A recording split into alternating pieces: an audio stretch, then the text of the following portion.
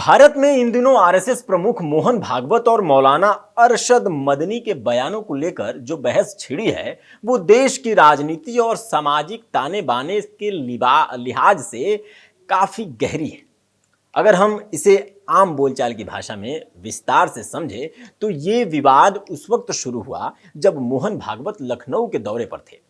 वहां उन्होंने एक बड़े कार्यक्रम में साफ तौर पर कहा कि भारत में रहने वाले जितने भी मुसलमान हैं वे असल में हिंदू ही हैं। उनका तर्क ये था कि भारत के मुसलमानों के पूर्वज हिंदू थे और वे कोई अरब देशों से चलकर यहां नहीं आए। उन्होंने घर वापसी यानी जो लोग हिंदू धर्म छोड़ चुके हैं उन्हें वापस लाने की बात करते हुए इस अभियान को और तेज करने की वकालत भी की। भागवत का मानना है कि जो लोग वापस हिंदू धर्म में लौटते हैं हिंदू समाज को उन्हें पूरे सम्मान के साथ अपनाना चाहिए और उनका ध्यान रखना चाहिए। साथ ही उन्होंने अवैध घुसपैठियों के मुद्दे पर बेहद सख्त लहजा अपनाते हुए पहचानो, हटाओ और बाहर निकालो का नारा दिया, जिसका मतलब है कि देश में अवैध रूप से रह रहे लोगों को कोई रोजगार या नागरिकता नहीं मिलनी चाहिए। जैसे ही भागवत का यह बयान सुर्खियों में आया, जमीयत उलेमाए हिंद के अध्यक्ष मौलाना अरशद मदनी ने इस पर तीखा पलटवार किया। मदनी ने सोशल मीडिया प्लेटफॉर्म एक्स पर अपना एक पुराना वीडियो साझा किया जिसमें वे काफी गुस्से और तल्खी में नजर आ रहे हैं। उन्होंने कहा कि पिछले 70 सालों में ऐसी बातें किसी ने नहीं कही थी जैसी आज की जा रही है। मदनी ने सीधा सवाल उठाया कि क्या सिर्फ कुछ लोगों ने ही अपनी मां का दूध पिया है जो वे 20 करोड़ मुसलमानों की घर वापसी की बात कर रहे हैं।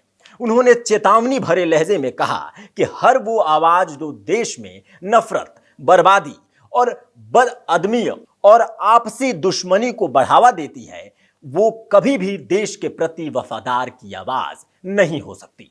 मदनी का यह आरोप है कि आज देश में नफरत की आग भड़काई जा रही है, गाय के नाम पर बेगुनाहों की लिंचिंग हो रही है और सरकार इन सब पर खामोश बैठी है। मदनी ने अपने बयान में इस्लाम की मजबूती पर जोर देते हुए कहा कि मुसलमान हमेशा अपने धर्म पर कायम रहेंगे और इस्लाम को मिटाने की कोशिश करने वाले खुद मिट जाएंगे, लेकिन इस्लाम कयामत तक जिंदा रहेगा।